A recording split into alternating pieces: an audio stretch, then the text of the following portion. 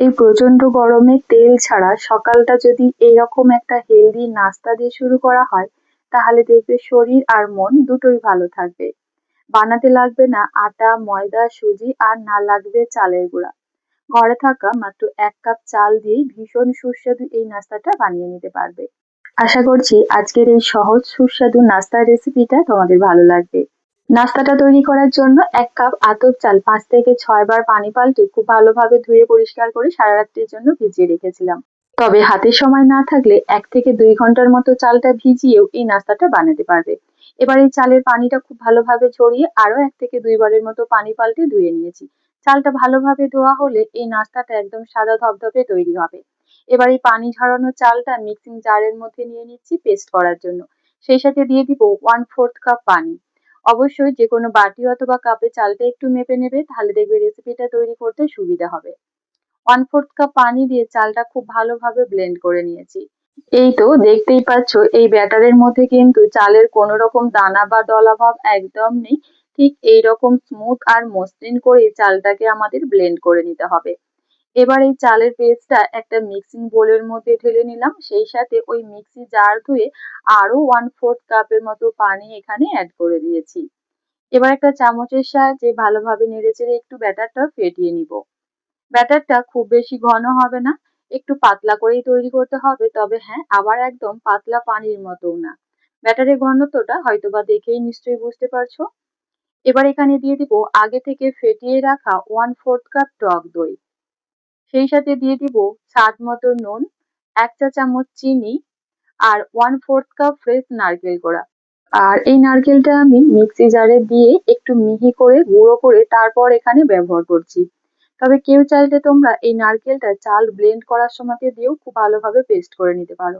তবে আমার কাছে এই ব্যাটারের মধ্যে এইভাবে নারকেল কোড়া দিয়ে নাস্তাটা তৈরি করলে খেতে অনেক বেশি ভালো লাগে। তো দেখো সমস্ত কিছু আবার একটু ভালোভাবে নেড়েচেড়ে মিশিয়ে নিচ্ছি। নারকেল কোড়া ছাড়াও তোমরা এই নাস্তাটা তৈরি করতে পারবে, তবে নারকেল কোড়া ব্যবহার করলে এই নাস্তাটার টেস্ট দ্বিগুণ বেড়ে যায়। আর এই সম্পূর্ণ ব্যাটারটা তৈরি করার জন্য আমি 1/2 কাপ পানি আর 1/4 কাপ টক দই ব্যবহার করেছি। সবশেষে এই ব্যাটারের মধ্যে দিয়ে দিব 1/2 চা চামচের থেকে একটু বেশি বেকিং পাউডার। আর নাস্তা তৈরি করার ঠিক আগ মুহূর্তেই এই ব্যাটারের মধ্যে বেকিং পাউডারটা দিয়ে খুব ভালোভাবে নেড়েচেড়ে মিশিয়ে নিতে হবে। আর আমি যেহেতু চালটা সারা রাত্রের জন্য ভিজিয়ে রেখেছিলাম, তাই ব্যাটারটা রেস্টে রাখবো না, সাথে সাথেই নাস্তাগুলো তৈরি করে নিব। আর চালটা যদি ১ থেকে ২ ঘন্টার মতো ভিজিয়ে রেখে নাস্তাটা তৈরি করতে চাও, অবশ্যই ব্যাটারটাকে ১০ থেকে ১৫ মিনিটের মতো রেস্টে রাখবে, তাহলে দেখবে নাস্তাটা একদম পারফেক্ট হবে। নাস্তা তৈরি করার জন্য এদিকে চুলায় একটা ফ্রাই প্যান বসিয়ে মিডিয়াম ফ্লেমে ভালোভাবে গরম করে ১ থেকে ২ ফোঁটার মতো সাদা তেল একটু ব্রাশ করে নিয়েছি। পরিমাণ মতো ব্যাটার প্যানের মধ্যে দিয়ে হাতার সাহায্যে আলতো হাতে ঘুরিয়ে একটু গোল করে নিব। এবার ঢাকা দিয়ে নাস্তাটা কিছুক্ষণ হতে দেব, ওই ধরো ৩০ থেকে ৩৫ সেকেন্ড। প্রতিটা নাস্তা তৈরি হতে এর থেকে বেশি সময় একদমই লাগবে না।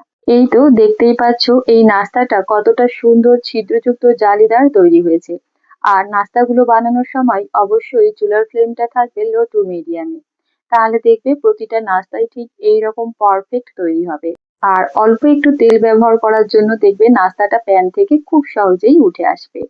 তো চলো আরো একটা নাস্তা তোমাদের তৈরি করে দেখাই। প্রথমে পরিমাণ মতো ব্যাটার দিয়ে হাতার সাহায্যে আলতো হাতে ঘুরিয়ে একটু গোল করে নিব।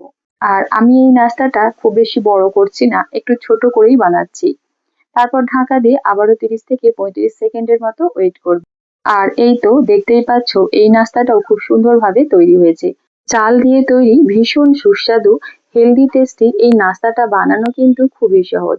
নাস্তা তৈরি করার কিছুক্ষণ আগে শুধুমাত্র চালটা একটু ভিজিয়ে রাখবে, তাহলে দেখবে কাজটা অনেক বেশি সহজ হয়ে যাবে। এই তো একইভাবে সমস্ত নাস্তাগুলো তৈরি করে নিয়েছি।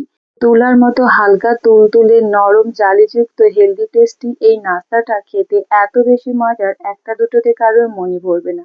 দেখবে যত খাবে ততই খেতে ইচ্ছা করবে। ঘন্টার পর ঘন্টা রেখে খেলেও এই নাস্তাগুলো একই রকম নরম তুলতুলেই থাকে। নিজেদের পছন্দ মতো যে কোনো কিছুর সঙ্গেই পরিবেশন করতে পারবে। আজকের এই সহজ সুস্বাদু নাস্তার রেসিপি ভালো লাগলে প্লিজ একটা লাইক দিয়ে চ্যানেলটা সাবস্ক্রাইব করে পাশে থাকার অনুরোধ রইল। আজ তাহলে এ পর্যন্তই। আল্লাহ হাফেজ।